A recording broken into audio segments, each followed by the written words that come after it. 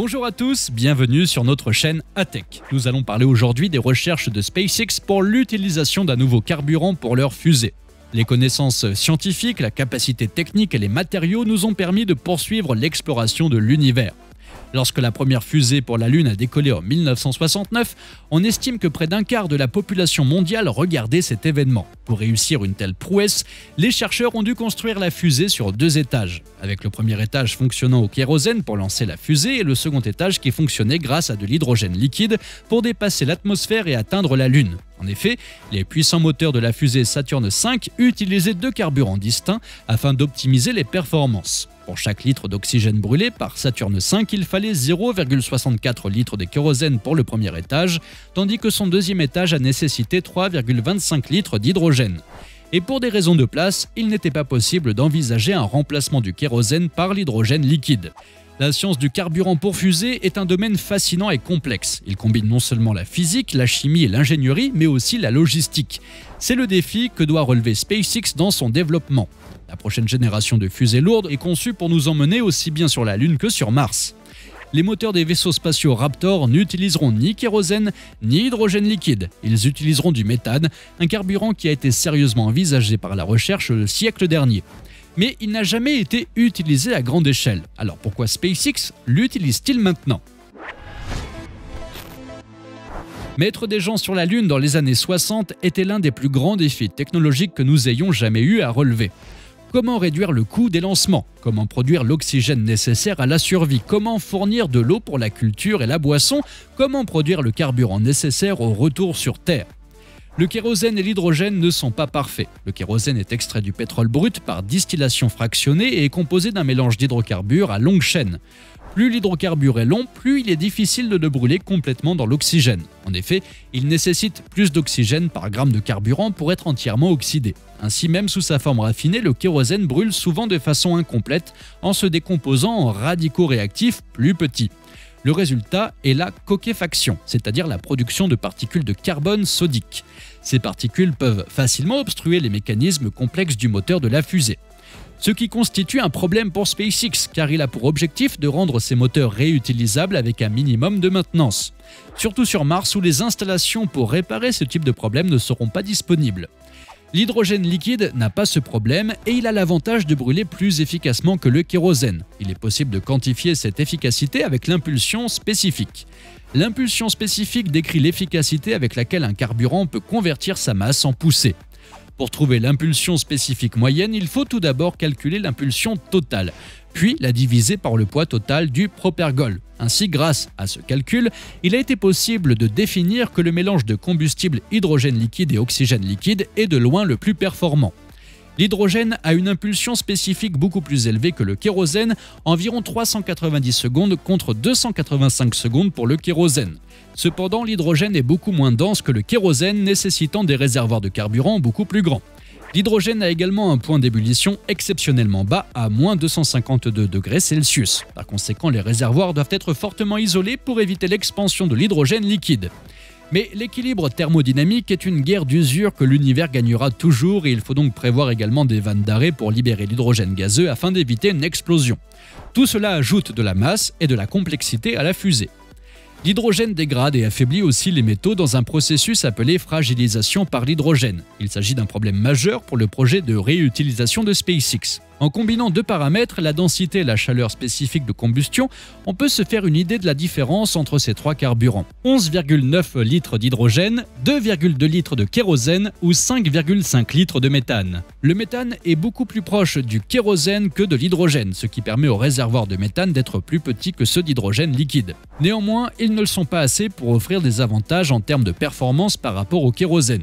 Ainsi, les modifications nécessaires sont apportées à la conception pour pouvoir passer du kérosène au méthane liquide, comme l'augmentation du volume du réservoir. Alors l'augmentation de l'impulsion spécifique est pratiquement annulée. C'est pourquoi le méthane n'a jamais été utilisé à grande échelle. Le méthane se situe simplement dans une position intermédiaire délicate entre les deux carburants les plus populaires.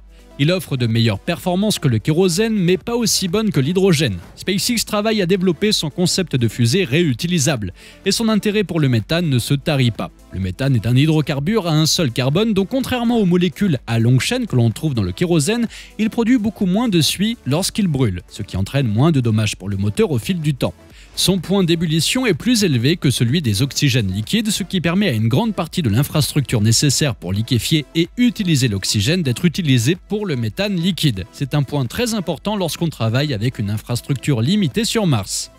Pourtant, la véritable raison pour laquelle le méthane est soudainement devenu intéressant pour SpaceX est la suivante. Il a un énorme potentiel comme matière première. Pour produire du méthane au siècle dernier, un chimiste appelé Paul Sabatier a mis au point un processus de conversion du dioxyde de carbone en méthane. Et ce, en le faisant passer à travers un catalyseur, généralement du nickel avec de l'hydrogène, à une température et une pression élevées. La réaction prend une mole de dioxyde de carbone et réagit avec 4 moles d'hydrogène pour produire une mole de méthane et 2 moles d'eau. Lorsqu'il est combiné avec un processus d'électrolyse, cela produit une mole de méthane pour 2 moles d'oxygène. En conséquence, le rapport des moles, la stoichiométrie, va bientôt être important. Mais la première question est comment obtenir ces réactifs chimiques sur Mars ? Pour cela, il faut une utilisation in situ des ressources. Obtenir du dioxyde de carbone est une tâche relativement facile, avec une atmosphère composée à 95% de dioxyde de carbone. Extraire un échantillon pur du composé est assez simple, mais pour se débarrasser des 5% restants et condenser le dioxyde de carbone, la solution envisagée actuellement est la cryogénie, qui est l'option la plus viable. Le dioxyde de carbone a le point de congélation le plus élevé des gaz présents dans l'atmosphère sur Mars. Donc, dans un processus qui est l'opposé de la distillation, il est possible de refroidir l'air pour séparer le dioxyde de carbone. Alors, il gèlera en un solide tandis que les autres gaz resteront sous forme de gaz. Le dioxyde de carbone peut ensuite être simplement réchauffé pour créer un flux de CO2 gazeux à haute pression lorsqu'ils ont besoin de l'utiliser dans leur réacteur. Cependant, obtenir l'hydrogène nécessaire est beaucoup plus difficile. La première option est de l'importer directement de la Terre. Mais étant donné la quantité requise et la difficulté de la stocker pendant de longues périodes, ce n'est pas une bonne option, notamment car à long terme, ils voudraient l'extraire directement sur Mars. En effet, l'eau est contenue dans le sol martien. S'ils trouvent un moyen d'extraire l'eau, ils pourront alors la convertir en oxygène et en hydrogène en utilisant un courant électrique. Ensuite, l'hydrogène pourra être combiné à l'oxygène d'une part et d'autre part du dioxyde de carbone pour produire du méthane. Ce processus donne un excès d'oxygène qui peut être poussé vers les systèmes de survie sur Mars. Mais extraire de grandes quantités d'eau de Mars, que ce soit de la glace dans les régions polaires ou des petites quantités d'eau liquide dans le sol, ne serait pas facile et la technologie pour le faire à grande échelle n'existe pas encore. À court terme, s'ils amènent leur propre hydrogène sur Mars, il est possible d'utiliser cet oxygène supplémentaire pour utiliser un autre processus qui bénéficierait de l'atmosphère riche en dioxyde de carbone de Mars. Ce processus est proche de celui de Sabatier et implique la réaction du dioxyde de carbone avec l'hydrogène.